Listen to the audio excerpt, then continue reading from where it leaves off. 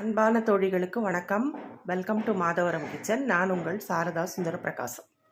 இன்றைக்கி நம்ம ஒரு மீன் குழம்பு ரெசிபி தாங்க பார்க்க போகிறோம். எங்கள் பாட்டி எங்கள் அம்மாலாம் இந்த மாதிரி தான் மீன் குழம்பு வைப்பாங்க. அந்த மீன் குழம்பு இப்போ எப்படி செய்யலான்னு பார்த்துடலாம். அதுக்கு நான் ஒரு வஞ்சரம் மீன் வாங்கி வச்சுருக்கேங்க. இது சின்ன வஞ்சரம் தான்.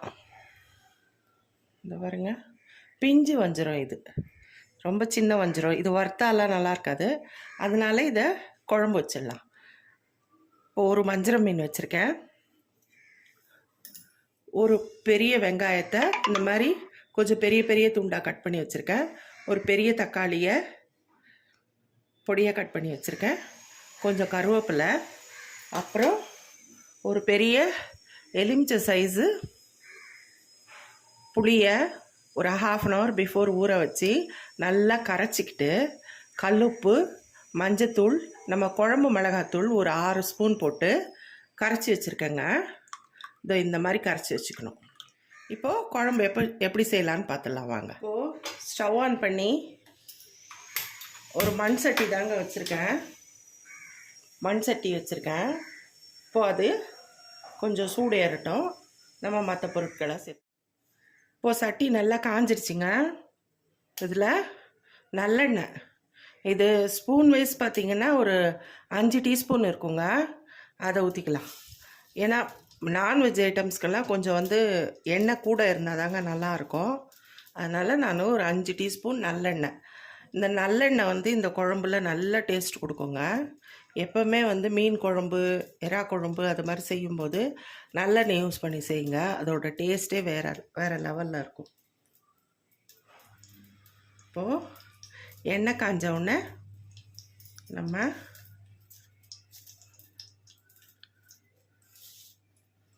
ஒரு ஸ்பூன் கடுகு போட்டுக்கலாங்க.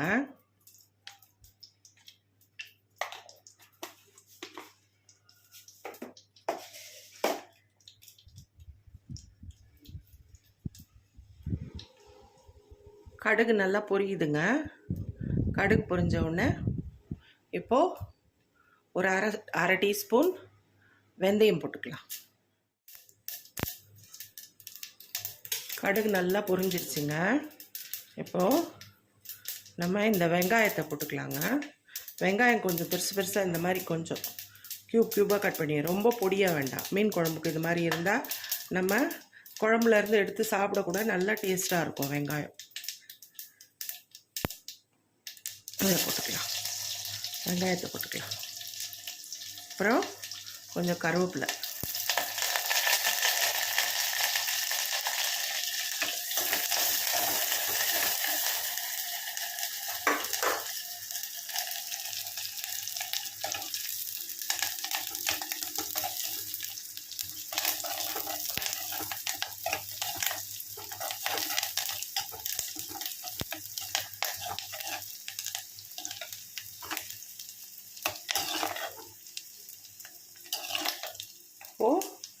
தக்காளியும் போட்டுக்கலாங்க.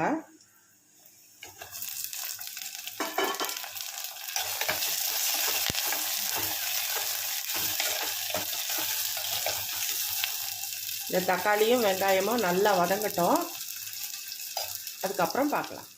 இந்த குழம்பு கூட்டி வச்சுருக்கோம் இல்லைங்க, இதில் ஒரு மசாலாவை நம்ம அரைச்சி சேர்க்க போகிறோம்.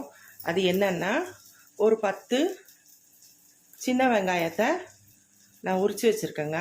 அப்புறம் ஒரு கைப்பிடி அளவு கருவேப்பிலை, ஒரு 20-25 மிளகு. இந்த 3த்தையும் நம்ம மிக்சியில் பேஸ்ட்டாக அரைச்சிட்டு வந்துடலாம். இப்போது அரைச்சிட்டு வந்துட்டேங்க. இப்போ இதில் சேர்த்துடலாம்.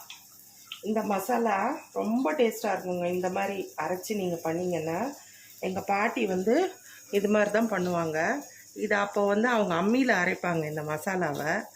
குழம்பு ரொம்ப டேஸ்ட்டாக இருக்கும். எந்த மீனாக இருந்தாலும் இந்த மாதிரி அரைச்சி வைப்பாங்க, ரொம்ப டேஸ்ட்டாக இருக்குங்க. இப்போது இந்த மிக்சியை கழுவிட்டு இந்த தண்ணியை இதில் ஊற்றிடலாம். நல்லா கரைச்சிக்கோங்க. இப்போ இந்த ஸ்டேஜில் கொஞ்சம் உப்பு செக் பண்ணிக்கோங்க. உப்பு பத்தலைன்னா இதிலவே கொஞ்சம் கல் உப்பு போட்டுக்கோங்க. ஸோ வெங்காயம் தக்காளி நல்லா வதங்கிடுச்சிங்க. இதை பாருங்கள், நல்லா வதங்கிடுச்சு.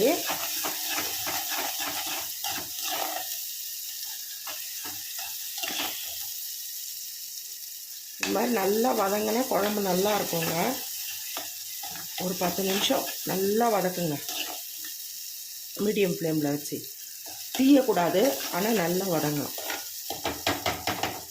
இப்போது இந்த கூட்டி வச்ச இந்த குழம்ப இதில் ஊற்றிக்கலாங்க. எவ்வளோ திக்காக இருக்குது பாருங்கள். அந்த மசாலாவை கரைச்சி ஊற்றுனதால அந்த திக்காக வந்திருக்கு. இப்போது ஊற்றியாச்சுங்க. இப்போ குழம்பு கொதிக்கட்டும்.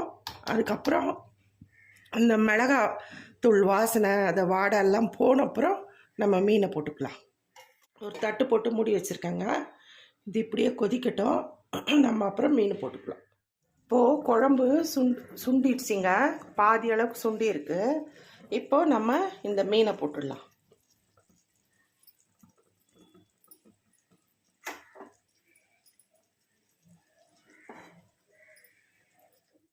மீன் போட்டுட்டு இது அப்படியே கொஞ்ச நேரம் ஒரு 3 நிமிஷம் இல்லைன்னா 5 நிமிஷம் அப்படியே கொதிக்கட்டுங்க. தட்டு மூடி வச்சிடலாம். அவ்வளோதாங்க, பாட்டி ஸ்டைலில் மீன் குழம்பு மணக்க மணக்க ரெடி ஆயிடுச்சு. மேலே கொஞ்சம் கொத்தமல்லி போட்டுக்கலாம்.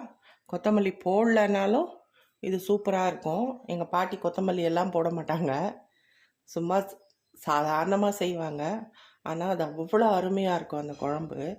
இதில் நீங்கள் எப்படி குழம்பு வச்சாலும் சரி, அந்த மசாலா மட்டும், அந்த சின்ன வெங்காயம், அந்த மிளகு, அந்த கருவேப்பிலை ஒரு தடவை இந்த மாதிரி நான் சொன்ன மாதிரி அரைச்சி அந்த குழம்புல கூட்டி நீங்கள் செஞ்சு பாருங்கள். அதோட டேஸ்ட்டே வேறு லெவலில் இருக்கும். இந்த ரெசிபி உங்களுக்கு பிடிச்சிருந்தா லைக் பண்ணுங்கள், ஷேர் பண்ணுங்கள், கமெண்ட் பண்ணுங்கள்.